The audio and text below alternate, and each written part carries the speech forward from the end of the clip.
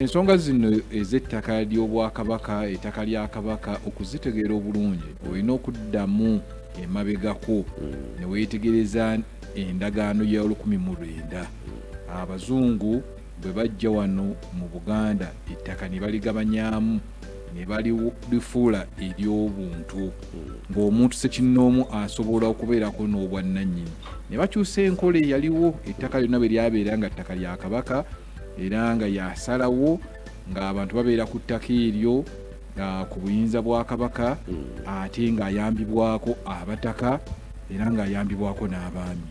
So abazungu bwe bajja ne bakyusa enteekateeka eyo era mu ndagaano y'olwenda gye baakazaako ey'olwenda oba gye nnyinza okuyita ey'olukumi baatemaatema ettaka ne baligabira mu nkola gye twayita Mailo, ne bagigabira abantu ba Ssekinnoomu, ne bagabira Kabaka, ne bagabira Abambejja, Abalangira, ne bagabira Abaminsani, ne bagabira abantu n'ebitongole eby'enjawulo. Amangu ddala ng'ekyo kiwedde,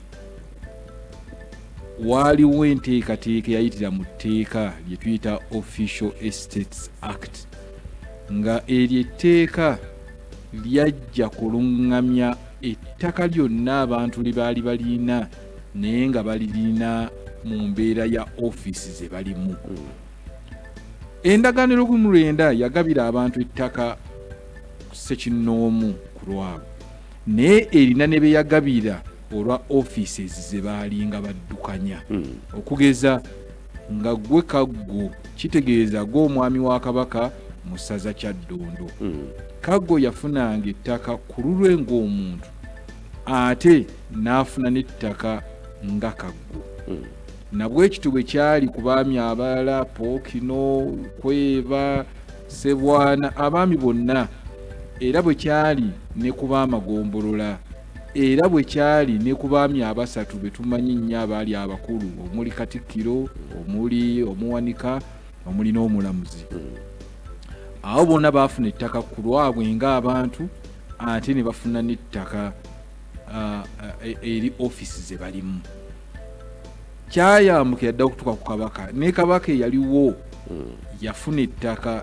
Daudi Chwa Ssekabaka yafuna ettaka ku lulwe ng'omuntu, ate era Daudi Chwa n'afuna ettaka nga Kabaka wa Buganda. Eryo lye yafuna nga Kabaka wa Buganda lye tumanyi nga olusuku oba square miles 305.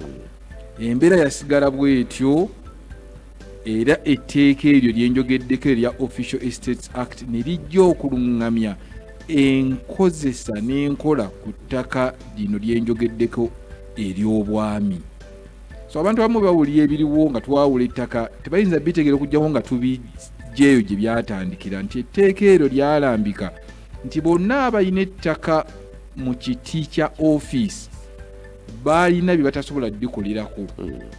Kugeza teryabeera nga lyabwe, baali tebasobola kuliteeka mu biraamo, oli n'alama nfudde mpadde, lyabeerangawo ng'alikosanga ofiisi, era bwe baakeeranga ne bamukyusa Pookino ne bamutwala Ekyaggwi n'afuka Ssekiboobo, yalonga ate atandikira ku ttaka lyasanze Ekyaggwi, gwe batutte Ebuddu ng'atandikiraawo. Nabwe gutyo n'aba ne baakuwummuzanga ng'owummula buwummuzi gwe baleese n'atandikiraawo. Ettaka eryo baaligabangako liizi. Ettaka eryo lyenjogeddeko eryo ly'official, era nga waliwo n'obunene omuntu bw'atayinza kusukka ng'abaasabye liizi. So ettaka eryo lyajja litambulizibwa bwe lityo okutuusa ate enjege bwe yagwa mu Buganda, nagye tumanyiiko bulungi mu 66, era ne wabeerawo ssemateeka omupya eyakolebwa mu 67. Ebintu ebyo byonna ssemateeka n'abiwamba n'abijja mu mikono gy'Obwakabaka n'abitwala mu kitongole kye tuyita Uganda Land Commission. Weetegereze, ssemateeka oyo wa 67 teyawamba bintu byonna ebyali obwannannyini. Bwe wabeerawo nga bwe mbategeezezza nti estate ya Kabaka yalina ye ng'omuntu, era Ssekabaka Daudi Chwa yamuvaako n'egenda mu baana